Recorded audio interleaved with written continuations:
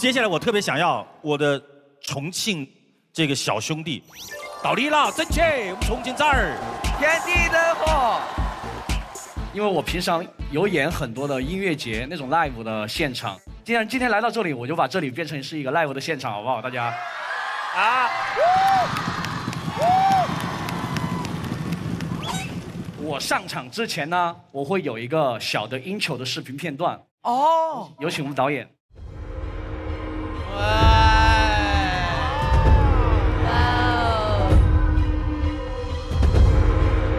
利用主持人高级。哇，这个好帅啊！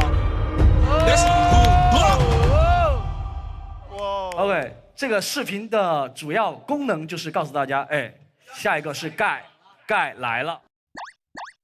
那一般在这个完了之后呢，第一首歌我一般会排成既可以唱又可以让双脚离地蹦起来的歌。那这个时候呢，可能就是天干物燥。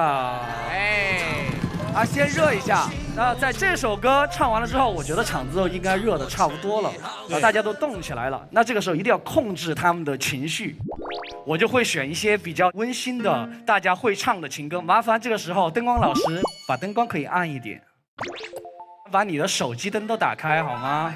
哇，有手机没电吗？我这里有充电宝。真的是一个莫名其妙的人。先把你的手都挥起来好不好？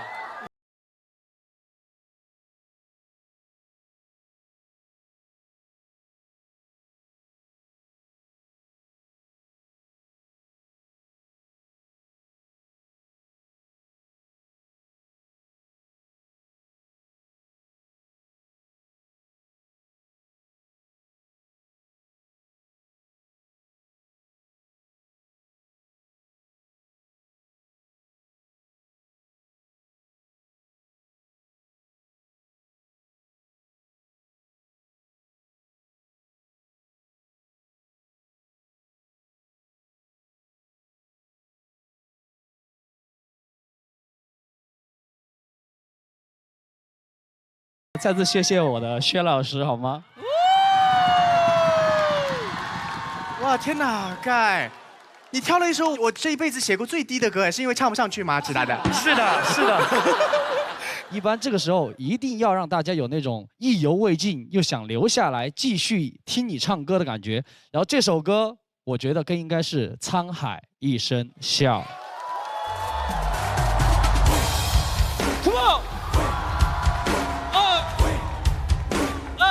我比英雄不来弯腰。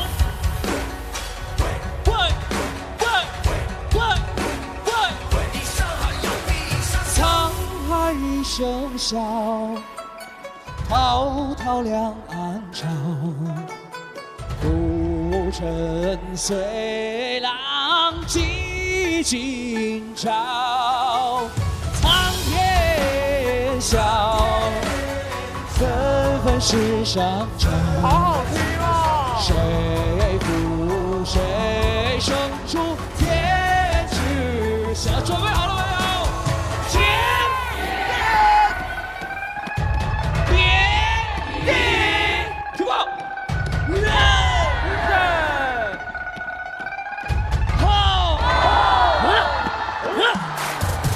飞越四云烟，庄严悲恨月。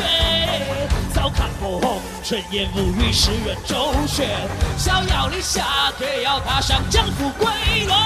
走禅后修行，不枉此生虚度。Why would you like it？ 他们抓不住感觉，大雁九天来月，星光里散着海的海的旗鼓点穴，闪耀的钻石不会埋没，走一遭发现从没来过，到处招摇过市，这混天过子，唱到头吐白沫。感谢评审，好帅呀，太帅了。对，报告局长，如果场子这样都不热，我真的是没有办法了。谢谢大家。太热了，看，实力多强哎！我跟你讲，最后一首歌就一定是能难忘今宵了，这就。面对的最大的困难就是什么？别人对我的既定的印象。然后其实我自己除了 rapper 之外呢，我很想做一位就是演员。哦，真的？对，我想演的是类似像明明葛尔蛋然后我的兄弟叫顺溜，哦，顺溜，就是这种有点英雄气概的小人物啊。我也有，就是跟很多大导演推荐自己，哎，我一定想演一个这个，但每次去试完戏，人家给我推过来的角色永远都是小混混。然后有一次，我老板来跟我说，哎，那有个戏，导演让你过去演一个人物。我说跟谁呀？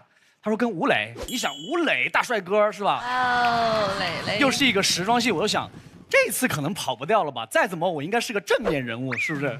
确实去了。导演说给我一个角色，去打吴磊。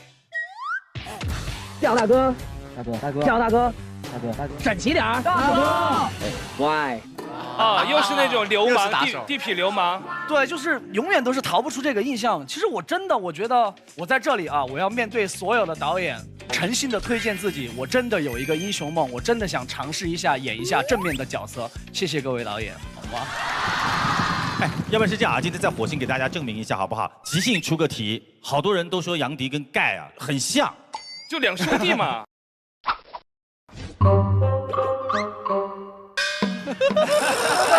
好，我们现在一个题啊，一个正义感十足的保安，就他，你就想正义感的，我就演我最擅长的，怎么样？弟弟是个小偷，盖是在小区里面巡逻，突然间发现你弟弟在偷车，是亲弟弟吗？这当然啊，这看不出来吗？对。然后你的任务大义灭亲，来，首先哥哥巡逻，哎，好像哦。他都在巡逻了，我怎么偷啊？这剧情有问题。哥，那边有事儿，过去巡逻一下。我要在这儿偷车。好。神经病！来啊！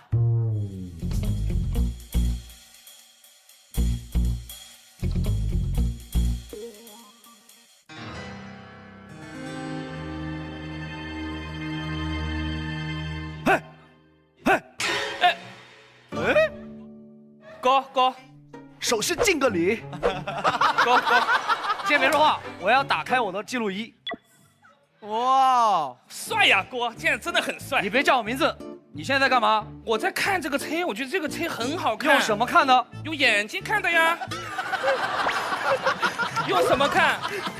这车是你的吗？这不是我的，我觉得很漂亮。那你为什么伸手？我没伸手哎。我刚刚明明看见了，拿都拿不出来，拿都拿不出来。我真的，哥，你都是亲兄弟哈。谁跟你亲兄弟？哥，我是你的弟弟。到了这份上，我觉得你要说实话。哎呀，我没钱了，我的天地人和。太棒了！这个时候呢，他们俩的妈妈出现了，金姐啊。干嘛呢？英豪。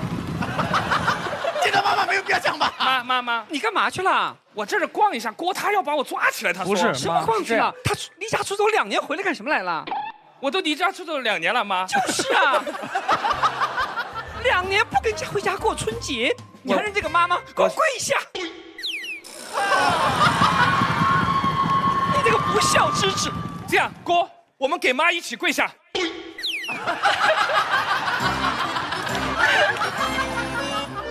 2年都没回去了，忘了怎么跪了。妈，我就不跪了，我给你敬个礼。哥，你要抓我？等一下，我先跟妈解释一下，刚才我在巡逻，我就碰见他。对，这个车不是咱家的，这是妈的车啊，偷到自己家来了。这是我们家的车，哎，自家的车我摸一摸不算偷。那为什么自家的车妈妈你不给他钥匙？这个车是妈的男朋友给妈买的。妈，2年没回来，爸都走了。爸爸！2年不回家，我现在把我的男朋友叫上来，跟叔叔打个招呼，快点！跟叔叔打个招呼！哎呦，快！给叔叔打个招呼！怎么了，宝贝儿？就他给我买的车。说句实在话，这才像个骗子。比我还像骗子，妈，我感觉你被骗了。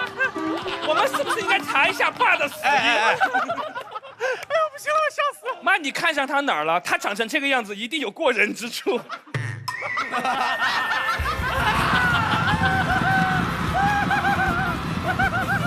不是，我的意思是，这事儿算我做错了，我认。厉害！哎呀，笑死了，笑得我肚子疼了。哎，徐志谦，你如果真的想演的话，有一部戏，那个时候我是自己主动上去的，我特别想要这个角色，是当时张亮和朴海镇他们演的一部男人帮。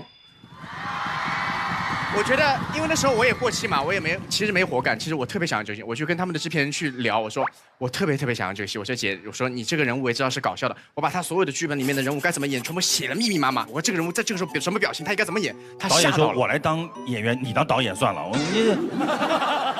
就是真的是很用心，他被我感动了，但是他还是很犹豫。大概到快开机3天前，他定的我。他说：“你知道为什么犹豫吗？因为你的身高跟他们差太多了。张亮和朴海镇是什么概念？1.9米，对，我1.71米，我根本没办法跟他们搭戏的。那时候我第一个想法是我穿这双鞋垫，但是我告诉你，我到现场我整个傻眼，为什么？他们俩互相还要杠。哎，你比我高一点可能不 OK 哦，你比我高一点不哥，我还要垫。”他们垫到恨天高，我到他们腰子，你懂吗？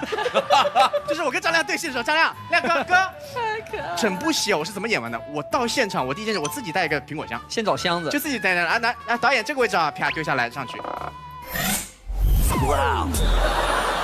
这个还好，恐怖的是跑步的戏。啊，跑步导演的戏，这条路线啊，你就薛之谦要被别人抓，对吧？哈，你跟张亮一起跑过去，给他铺条路出来，一边高一边低，苹果箱铺路。哇！跑步的时候这样跑的时候，张亮在那边跑，我就在那边跑，但是我是跑的全是苹果箱，你能明白吗？天哪，这样才能产生一个平衡。那部戏我演的特别好，我觉得也是很搞笑的那种戏，到现在已经6年了没播。为什么呀？因为后期太难做了，因为薛之谦高度一直在调后期，对，一帧一帧做，剪了6年没剪出来。哎，金姐有没有年轻的晚辈非常刻意的在您面前来表现一下自己，但是您看着特别推销的时候一定要把自己放在一个很准确的位置上。如果你觉得确实你很有才华、有财富，但你带着那个才华和财富已经把自己架起来的话，你的推销肯定是失败的。把自己摔碎了放在地下，别人你坐着吧，我躺地下可不可以？我躺在那跟你说话，我什么都没有，你反而也许能站起来了。哦，真的。如果你还站得高高的，我怎么的？你谁呀？你们来找我要活干的，你还给我装什么呀？所以说这个讨生活，对，讨生活应该有个好的状态。对，我唯独人生推销我自己一次，是我9岁的时候，当时我部队选中我，从家里把我带到部队当兵学舞蹈，我父母是不同意的，部队领导说的，那父母不同意就不能把金星给带走了。我记得我9岁的时候，我跟我父母绝食3天。谁教你的？你就没人教我，我就觉得我没招了，我也不上学了。我妈妈说为什么不上学了？我说我就要当兵去跳舞去。连夜我写了2封信，一封是给我父母，我说的。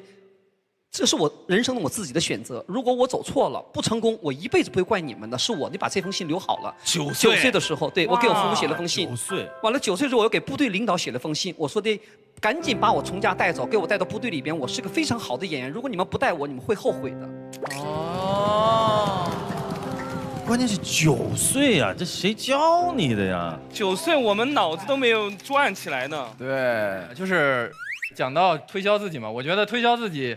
一方面就是人设很重要，然后树立一个好的人设，能让大家快速的记住你。我觉得像盖老师之前就是一个嘻哈歌手，特别狠。但是我发现这个人设啊，现在有更高阶的一个用法，就是反向人设。盖哥之前就是大金链子什么墨镜，特别狠，嘻哈特别酷。但是你现在他怎么狠，他其实是有上限的。你看盖哥现在在微博上是吧，天天跟太太秀恩爱啊。谁先追的谁是吧？谁先表白的啊？只有谁能让我道歉，这就是反向人设。现在我觉得盖哥只要大声说话，我就觉得他很酷了。我觉得什么东西都是需要这个反向人设的，除了一样，就是我们今天的这个 X70第2代捷途 X70，它这个高颜值、大空间是我们高端出行必备的工具。爱生活，爱旅行，更爱捷途 X70。谢谢大家。那其实呢，我想补充一件事情，我有认真的研究杨迪，因为杨迪是我师哥。对，我们一个学校的。对，我还没出道的时候，他的照片已经挂在我们学校了。所以对于师哥自我这个推销的招数呢，我是有做一个分析。亲爱的，怎么意思啊？哎呦，哇塞，来是有准备题板的。好吓人啊你！来，师哥他最厉害是什么时候？就是从他素人到现在。成为特工的这段时间，他刷存在感的能力特别强。来，我们先看看他第一个阶段，是素人的阶段，他都做了些什么？无故的@明星，就是不管认不认识。来，我们看他艾特了谁，像有这个李宇春、刘烨、舒淇。我的妈呀！放过我。第一件事情哦，就是当你没有名气、没有人认识你的时候，这个时候呢，杨迪教会大家的就是要让这个世界知道有这样的一个人。我跟你讲，我艾特的这些人，后来我都合作了。李宇春微博没关注几个人，有我。哎，反正就挺高兴的。然后第二个阶段，他变成了疯狂推销时期，就是扩大自己的知名度。在化妆间最角落的地方休息，等节目开始录制。没人知道我在的情况下，听见有人谈论我，而且全是好话。我是认真的笑出来，因为你准备的稿子没看是吧？你还没有，我认真的。从龙门大酒店到新郑机场的这一路上，被人认出10次左右，合影3次。我说这些摆明都是炫耀的，我果然还是在河南红很多啊。一个艺人不想红就是不敬业。既然都已经出来干艺人了，就是想办法让更多人看到自己嘛。是的，是的，是的，是的。但是一个好的艺人一定要知道自己红了以后到底能够做什么。是想红只是第一个阶段，红了以后你一定要知道这个红第一是怎么来的，第二你要怎么去用这个红。所以我真的觉得所有的艺人，第一要努力的做到好，被更多的人认可。第二，用大家对你的认可去做一些更加有意义的事情。说得更加直接一点，不要把这样的一个台子当做我们人生最大的舞台，它只是一个台阶，你一定还要再往上攀登，再往上攀登，你会看到比这个舞台更加迷人、更加温暖、更加容易让你动情的风景，这才是真正红的意义。说得特别好，是的，是的，第二轮提案也已经结束了啊，结束的真是非常非常让人舒服。在这里还是要提醒我们现场的300位亲爱的朋友，2位已经提案完了，还有最后1位提完了之后，大家就可以按投票器来选择在盖、潇潇、庞博3个人中间，到底谁能够成为我们第5季的火星情报局的高级特工？您说了算，您说了算。所以，金姐最后一轮，来个最有节奏感的提案吧，好吧？好，来，有请我们的盖，有请。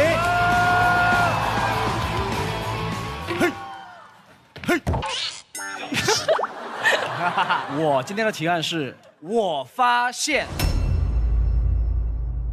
地球人总有一次没见过世面的经历。哎呀，岂止一次啊！对对，那生活中其实凡事都有第一次，我也遇到过很多，就是一下让我像进入了新世界的那种感觉。我记得是在2017年，我刚刚参加完某说唱比赛，完了之后那天晚上我拿了冠军，就跟到我的老板还有我的团队去到一个非常我以前从来没去过的一个地方吃饭。当我推开门的那一刹那，只用4个字来形容：富丽堂皇，天地人和。天地人和，天地人和。对，然后你很喜欢4字哎，4字。我从来没见过一个包房里面摆了4张桌子，然后我们就坐下来在那儿吃。那是我人生当中第一次见到1整根的海参。海什么？海参。哦，海参。海参。对，我吃，我跟媳妇儿就开始吃嘛。我都已经吃了大概1个多小时了之后，我突然想起我还有一帮兄弟没有吃，有兄弟伙，对，兄弟伙还没吃哎，马上我就开始发微信打电话，兄弟们快来，这儿有吃的，冲啊！里面请，给哥几个陪好。然后就是吃到了当天晚上的3点4点钟，凌晨3、4点，然后一直翻台，把库存的海参全吃完了。海参妈妈着急了，我都来不及生了。哎，我觉得这个特别的接地气。我觉得每个人的一生当中，都有那种。杨迪，你有没有？我其实我就讲我妈吧，大家爱听我妈。干嘛了？我妈还没怎么样，大家开始笑。阿姨顶流来了。我讲一下张娜抓女士的故事啊。抓，逮到了。我最近跟她录节目嘛，跑通告什么的，就坐高铁。通告艺人现在。对，通告艺人，我妈是通告艺人，高铁商务座，然后就是管午饭什么的，我妈这些都了解了。有一次我们俩在睡觉，她就先醒来了，一醒来，隔壁在吃水果，肯定是这个乘务员发水果没叫我们。其实高铁上的水果是要花钱的，我妈搞不清楚。乘务员，我要吃水果。推一个车过来了，我来一盒这个枣，给我儿来一盒车厘子。哎呀，车厘子。好，谢谢。枣30，车厘子50。让我妈当时就慌了，我妈说：“我不会扫码，当时就想退，我不会扫码，等我儿子醒来他会扫码，我再买好了哈，我们先不要了。”乘务员也不是省油的灯，把你叫醒。没事儿，阿姨，您先吃。很机智啊！我妈就没办法了。后来我一觉醒来，我妈说：“杨弟，扫码。”我说：“为什么扫码？”妈妈卖了水果在这儿。我一看，我从来没见过那个车厘子吃的那么干净的，就是如果那个核能吃的话，他都把它嚼干净了。太可爱了，可爱。有阵子就是浩飞嘛，《快乐大本营》浩飞啊，有一印象我特别爱黑这个女孩，说她要顶替娜姐的位置啊什么的。我妈在家里面看，都对人家产生了恨。这个李浩飞还想抢谢娜的位置，雅迪别跟他来往。我说妈，这都影响到黑别人了，他都特别相信。他看《乘风破浪的姐姐》嘛，有写蓝盈莹什么野心。这个女孩子很有野心哈，杨迪，以后接触她小心点儿。阿姨妈妈们入戏特别快，妈妈特别相信这些，入戏很深。所以我也没办法给她说什么，反正我就后来告诉她，就得写这种刁钻的东西，她才会吸引你们去看。就是你不要太相信她的话。我的故事跟妈妈没有关系，我是本人。我以前是在海外培训，我是曾经是那个 JYP 公司的第一个中国的练习生。大师哥。对，真的。试验品。我试验品，一个把嘴闭上。然后呢，第一次去舞蹈老师家里做客，然后我那天就找人上厕所，他那个厕所是电动马桶。我05年，说实话，我真没见过电动马桶。对，有点太先进了。好早。我当时一坐上去，我说哇。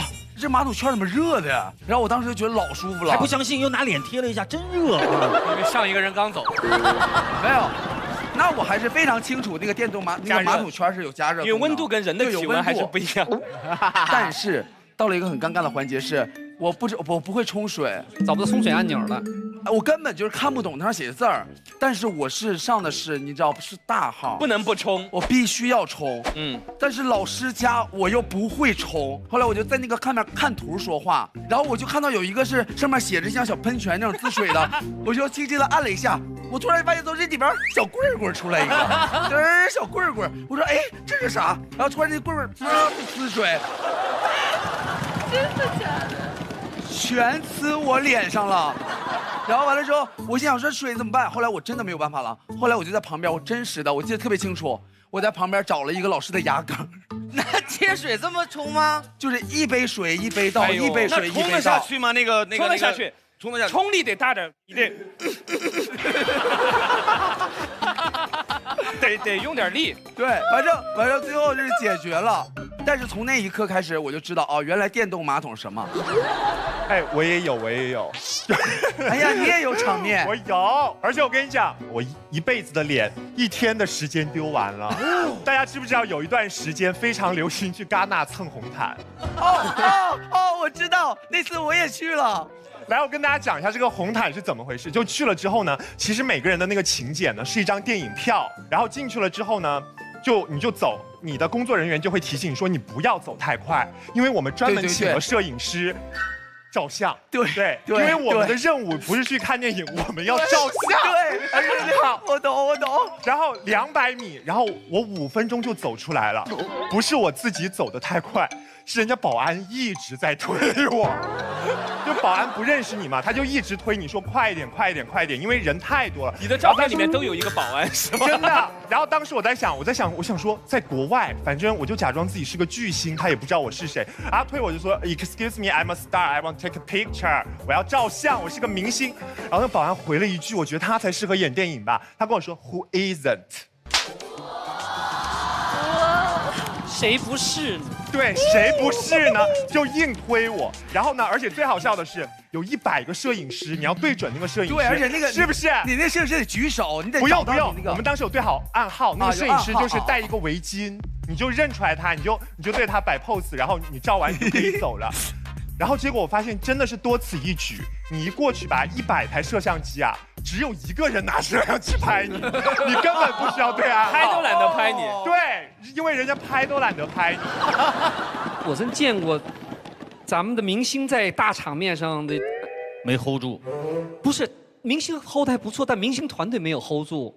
那是有一年在一个皇家的舞会上，请我去跟一个法国主持人，我们俩主持这个舞会，因为有中国的主题，完请了几个中国明星去了，王子啊、公主都要一起入场的时候，这个时候主办人员对我们那个中国这个女明星就说了一句，说的舞会开始以后，可能我们的王子要请你们女明星跳第一支舞。完那女明星很有礼貌说的可以可以，这话音还没落呢，他旁边那个经纪人说的不行啊。合同上没写，合同上没写。我们来参加活动了，但合同上没写不能跳舞。好傻！哎，您作为，哎呦，当时我在旁边，我们冷汗都出来了吧？冷汗都出来完，我说什么合同上没写？我请你来参加舞会，你跳第一支舞是正常的吗？而且是一个礼节。礼节嘛，对吧？王子请你跳第一支舞，对吧？很正常礼节。那个经纪人呢，不管那是不行不行不行，跳舞可以加钱。哎呦！当时我的把你臊的要姐，我在旁边上的完以后，我就冲那个女明星，我说不可以这样。那女明星还劝自己的经纪人说：“算了算了，不要这么说了。”那个经纪人可厉害了，闭嘴，轮不到你说话。哇！哎呦！当时我看完以后，我说太尬那个场合，脚趾头抓地，我的，这是我一辈子都忘不了的事情。你知道是谁吗？我给你报名字吧。谁啊？啊，真的吧？我不说。哇，我也遇到过一次这样的事情，而且令我陷入无比尴尬。咋了？我刚出道的时候啊，我自己认为我刚出道的时候人气还是可以的，我那时候算小鲜肉。那这现在都是真的，至少没有，现在肯定不行了。至少那个时候我的歌迷可以做到50%这个程度。哇哦！然后呢，颁奖典礼嘛，就当时我跟李宇春2个人上去领奖。哎呦，我第一次见过这种阵仗。到他出现的时候，我发现全场全是他的歌迷不算，咣一下拿出灯牌不算，拿出的是大旗。哦。然后全场李宇春，这是我第一次遇到这种情况，就是我自己真的认为当时还蛮红的，我的歌迷一个都看不到了，那次对我打击其实是很大的。你也要求自己的粉丝做旗子，对不对？啊，那倒也不是。金姐有没有这个自己觉得哇，超出了你之前生活的一个认知的程度？我小学3年级还没毕业就当兵了，9岁嘛，9岁当兵了，然后到了军队的舞蹈学校解放军艺术学院中专毕业，这是我在国内拿到的最高文凭。然后到国外游学，经历了这么多年。06年的时候，英国给我颁发了一个艺术博士学位。当我去英国领那个博士学位的时候，那个校长说的：“金女士，我们很荣幸的把这个博士学位颁给你，在你前边只有3个中国人。”他给我念了一下：胡适、徐志摩、戴爱莲，然后就金星。我说，先活的就剩我了。中国人你是第4个拿到这个艺术博士学位的。我说谢谢，非常荣幸。所以说，艺术把我带到了各种各样的领域。我从来没想到一个舞蹈演员走进这么国际的视野当中。所以又谈到见到世面的话，长知识。17年、18年，包括今年这个疫情出现之前，我连续3年被邀请到全世界最大的经济论坛，你们知道吧？达沃斯论坛。达沃斯。18年我作为主讲嘉宾，下午4点钟是我和其他3个艺术家做讲话。我当时我就跟所有的政客、总理啊、总统，改变了世界经济版图的人全在下边坐的。我说你们可以决定科技、经济、军事、政治发展，影响全世界。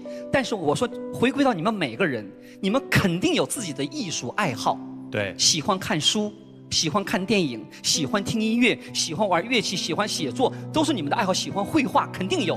所以说，当世界在经济方面不能再合作的时候，能把人类统一在一起的，只有什么呢？文化和艺术。我对台下的人说：“我说你们能不能在你们不知道引领世界往下走的时候，都往后退一步，把你们所有带来的财富放到教育和文化和艺术培养上面，这个世界还能粘合在一起。”这是我的讲话。其实我也想起来，我有见过几次，就算是见世面。去瑞士，我是带大家去看全世界最古老的图书馆。那个图书馆在瑞士的圣加伦一个小镇。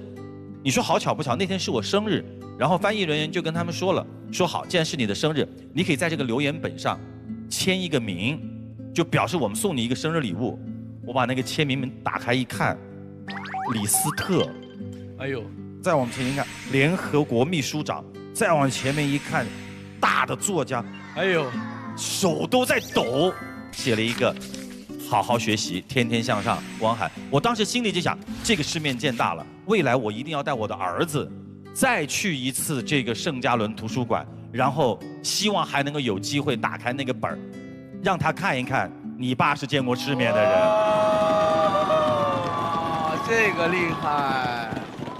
所以我觉得我们真的应该跳出我们这个行业。是的，是的。我觉得我们应该把眼光从这个舞台放到更远的地方去，放到你不知道的职业里去，放到你没有接触过的人群当中去。其实你只要愿意把每一分钟都当作世面去见它，你的人生将会变得更加丰富。是的，是的，漂亮。好了，3个提案都已经结束了。4位老特工，你们现在心里面有没有希望留下的那一个？我们选谁啊？我们没有选择的权利。哎，你们就口头说呗，反正得罪人得罪到底呗。那我要选的话，我会选我的哥盖。哇哦！像2位都是真的是靠嘴巴说话的，靠嘴巴说话的，靠嘴巴吃饭的。盖真的是以说唱为主，但是也是靠嘴巴吃饭的。但是我们这边的那个路数跟他之前干的还是就是有反差，反差很大，期待更多的他。但我也得给我的室友说一下，我觉得潇潇也是一个就是非常有才华的男生，所以我是觉得潇潇也很值得留在这个舞台上，好吗，宝宝？谢谢。表情管理好。圆儿，这俩都说了，你要不把你的位置换给？你给我走开。刚才2位其实都说过了，其实3个人是从3个不同的维度在展示自己的故事，我觉得都挺好的。因为庞博我不熟，但是看过他之前的节目，我觉得一个人除了能说之外，他最重要是什么？心里有东西，他能写出来。可能我投的话也会投庞博一票。你看我们3个人就这么卑鄙，来该你了。来，金志文到你了。最尴尬的就是他了。我其实我特别赞成杨迪说的，其实我在内心我希望盖留下，因为这个音乐行业里面跨到这里面不容易，我希望有一个伴儿，然后并肩作战。啊，庞博也应该留下，提高咱们整个男特工的颜值啊。怎么到最后就是潇潇不该留下？不是，因为潇潇，我觉得他的领域你也得留下。我走。好了，各位亲爱的朋友，下一期谁会来上班？各位亲爱的您，来让他们见见世面，按照提案来选数字。第一个提案是庞博1号，2号可爱的潇潇，3号让全场燃到爆的盖。各位拿好手上的投票器，各位出击特工，3、2、1，请投票。哎呀，还好不是我们投票，真的还好不是我们，都很优秀啊，太难了。好，时间到，我们有请我们的火星特工送上我们的命运之盒。来，3位有请。随便拿，对不对？自己名字的那个盒子，先不要打开。